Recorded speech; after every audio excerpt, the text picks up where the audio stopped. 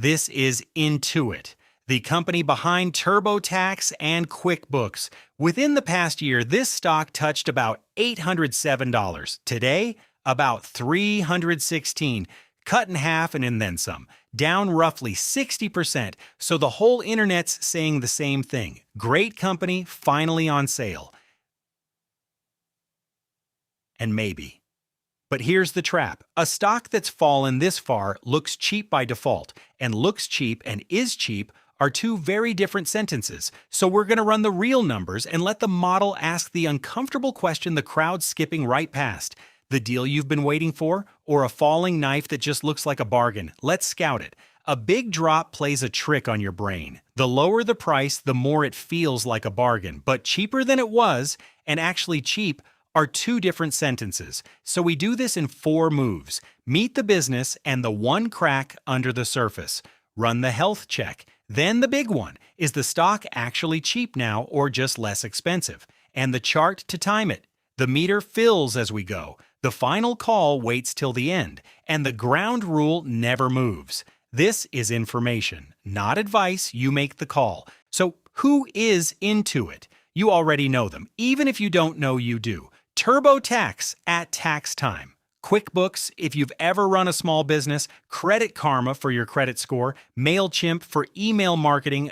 Underneath all those brand names, Intuit really runs on 2 engines. One is consumer, that's TurboTax and Credit Karma. The other they call Global Business Solutions. That's QuickBooks and the tools small businesses live in. 2 engines. Remember that because they're pulling in different directions right now.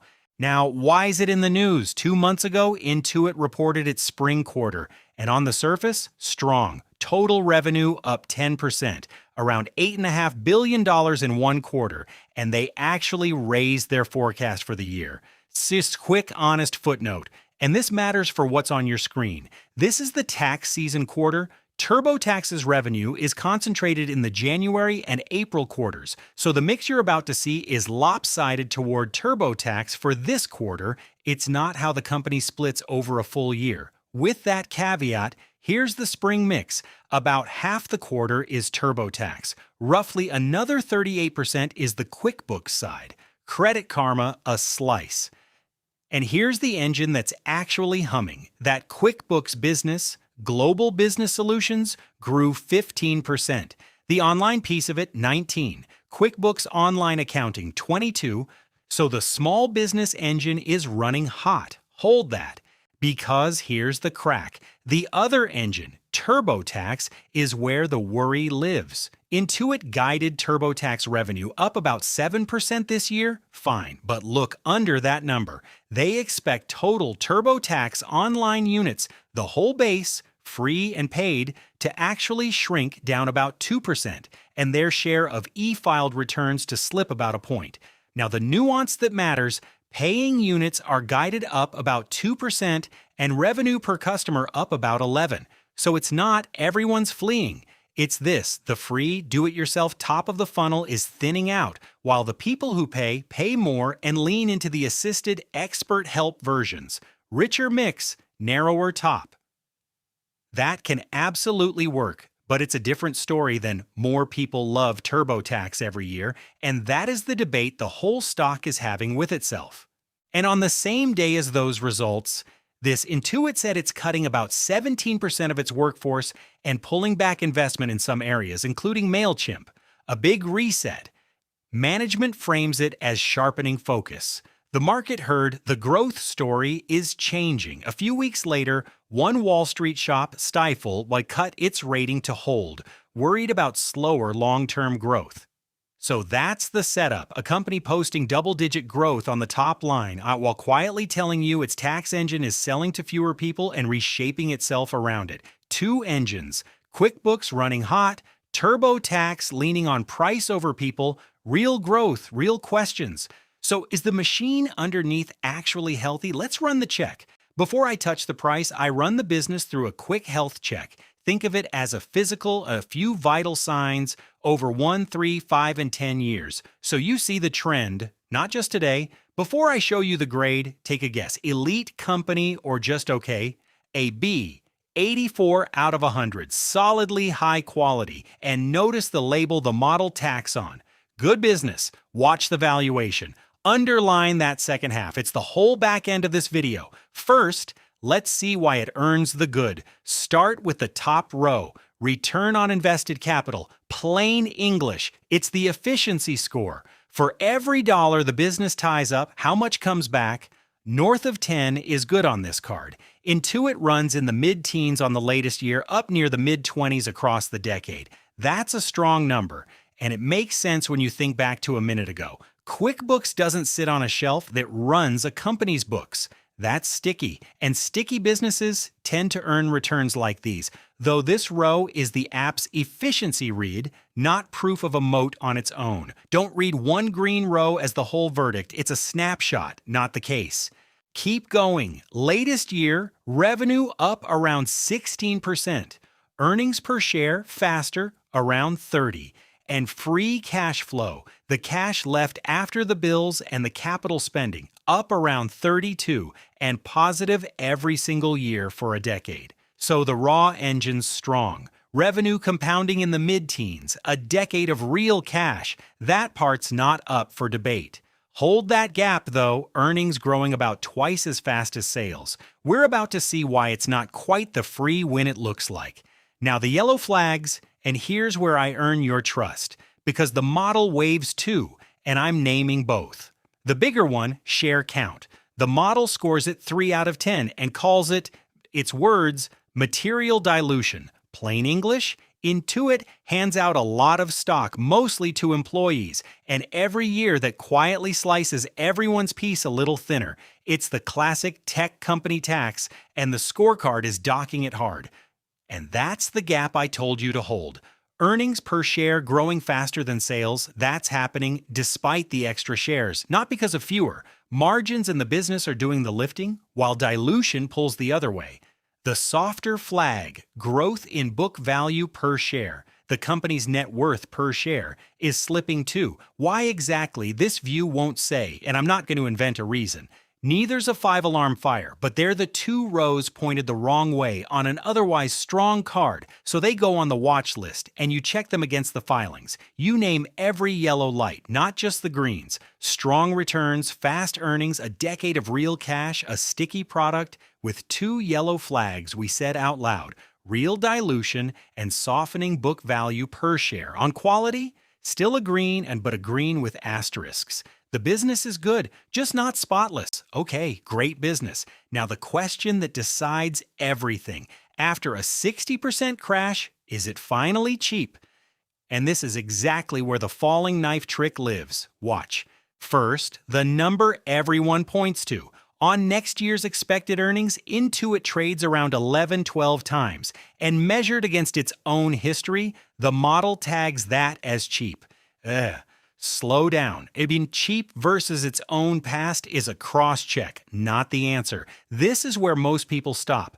Down 60%, low multiple, buy. But a low multiple isn't a reason, it's a question. How much of that growth is actually coming? So let's do the math that answers it. What you'd actually earn from here. Here's how it works, one piece at a time. The fuel, the earnings analysts expect over the next few years. And that's the key word, analyst estimates, not Intuit's own promise. Outside forecasts and they get revised. We refresh them before every video. The model runs that fuel through 3 futures, a bad case, a middle, a good one. Then it sets a bar, 12% a year. That's the hurdle it measures against. Not tuned to Intuit, not a promise, just the line. Now the result? At $316, the model projects you'd earn about 7% a year, 7 against a bar of 12. And rolling those 3 futures back into today's dollars, its risk-adjusted value, the model's estimate of what all that's worth right now lands near 204. The stock's at 316. Or read that again. Even after a 60% crash, the model still pegs the price about 55% above its own estimate of value. Now the 3 futures, 2 quick labels first, so nobody misreads the screen. 1. Those dollar figures are each future's price 10 years out before the model discounts it back to today. Roll them together, discount them, and you land back on that 204 we just saw. Scenarios, not price targets. 2. The 25, 50, 25 splits are planning weights, how much each future counts in the math, not your odds of making money. Middle case, the one the model leans on, earnings grow in the mid-teens for a few years, then settle to a steadier pace. You'd make about 7% a year. Real money, just under the 12 you wanted. Bad case, growth slows hard, the market keeps a cheap multiple, and you basically tread water, roughly break even. And the good case, earnings stay strong, confidence comes back, you'd make about 11.5% a year. Okay, jokes aside, here's the part that decides it. Even that good case lands just under the model's 12% bar. It misses, barely, but it misses. Sit with that. On these assumptions, even the future where things go right doesn't quite clear the bar. Now, fair's fair. That gap rides on the model's own dials too, the 12% bar and the modest multiples it pencils in down the road. Loosen either and the gap shrinks. But taken at its own settings, this is a stock priced for a whole lot to go right. One honest caveat, because I always hold both sides.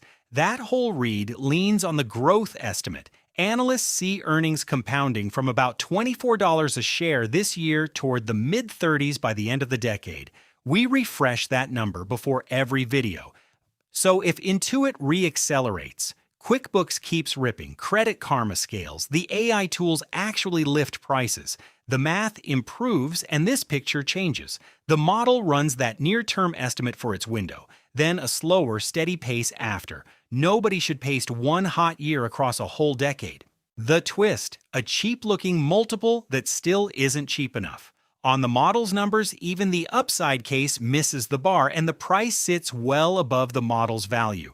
What would change it? A faster growth estimate or a lower bar? Price red, stretched. So the business is great, the price is stretched. The chart answers a different question, but not should you buy, but is the price structure actually improving here, or is it still falling? Trend first. 2 moving averages. The 50-day, the short-term trend, sits around 292. Price is above it. That's the bounce. But the 200-day, the long-term trend, is way up at 467. Price is well below that. So here's the honest read. Short-term, it's healing. Long-term, it's still in a downtrend. It's climbing off the floor, and it has not reclaimed the high ground yet. Now point and figure a way of charting that strips out the daily noise and just marks the real moves. Right now, it's in what's called an O column, a pullback within its recent range. The app hands us 2 reference levels and only 2. Underneath, support around 304. Overhead, resistance at 400. Think of those as the guardrails to watch, not guarantees. A close above 400 would strengthen the bullish rid. Losing 304 would weaken it. In between, it's still deciding. Momentum next. The engine gauges one at a time. RSI 59. Think speedometer, mid-range, not overheated, not washed out, no red line warning. Stochastic 73. Sounds hot, but it's still reading neutral here. Not an automatic sell. A MACD's above its signal line, momentum on the right side of the ledger. And the 2 money flow gauges, which weight price by the volume behind it, are both positive. Buyers have been showing up nearer the highs. So the momentum crowd leans constructive. But here's the counterweight, and it matters. Check the trend quality. A DX only 15. Plain English. This trend is choppy, weak. Price is chopping sideways more than it's climbing. And it's jumpy. A normal day swings almost 5%. So even if you like the lean, the trend isn't clean and the ride's rough. File that. And the app itself lands on wait, not go. It even spells out what would have to line up first. Price settles the fight between the 50 and 200-day lines, momentum confirms a real break, and the point and figure structure agrees. None of that's happened yet, so a setup on watch, not a signal. And one more clue from June. A bullish divergence, momentum carving a higher low while price was still soft, often an early hint the down move's losing steam. But easy. It's one gauge, it's a few weeks old, and a divergence only counts once price actually backs it up. Unconfirmed, it can just fade. A clue worth watching, not a green light, mixed, leaning constructive, above the 50-day, under the 200 momentum positive, but the trend's choppy and the tape's jumpy, and it still owes you a close above 400. Until then, an unresolved correction, not a confirmed turn. One more layer, because no stock trades in a vacuum. What's the whole market doing? Right now, the gauge reads risk on, green. The S&P's trading above its 200-day line. Broadly, money's willing to own stocks. Keep this in its own lane, though. A friendly market doesn't fix Intuit's valuation, and it doesn't guarantee this bounce holds. It's just the weather in the background. Better to have it at your back than in your face. And it changes the price math by exactly 0. Before the verdict, both sides, honestly. The bull case. The QuickBooks engine is genuinely strong. Global business solutions up 15%, its online piece 19%. The company raised guidance for the year, and management's returning cash hand over fist, a $1.6 billion buyback last quarter, and a 15% bigger dividend. A great business isn't in question. The bear case? TurboTax is growing revenue by charging more, not by winning more people. Units down, share slipping. Intuit's own filings name low Costco and AI-driven competition as a real risk to tax, accounting, and payments. And the 17% restructuring means the next few quarters are about execution, not just growth. Fair fight, which is exactly why the price matters so much. Let's put it together. Business, green. This is a real high-quality, sticky business. That was never the question. Chart. Green but cautious. It's bouncing, momentum's leaning constructive, the market's friendly, but it still owes you a close above 400 before I'd call it a true turn. And price, red. This is the one that decides it. Even down 60%, even at 11 times earnings, the model still puts the price about 55% above its own value for a projected return that doesn't clear its bar. Okay, jokes aside, the read. Great business, stretch stock. A watch, not a chase. The market looks like it's re-rating how durable Intuit's growth really is, and whether it went too far is exactly what the next filings have to answer.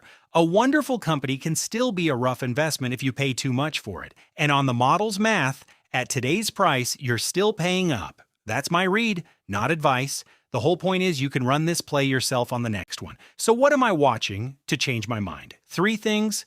1. Intuit reports its full year in late August, and it promised a real federal tax unit comparison for TurboTax. If units hold up better than feared, the growth math improves. 2. Investor Day, September 17th. That's where management either resets the long-term growth story or defends it. Huge tell. 3. The chart. A close above 400 would say the turn's got legs. A break of 304, and it hasn't. The pullback's back in charge.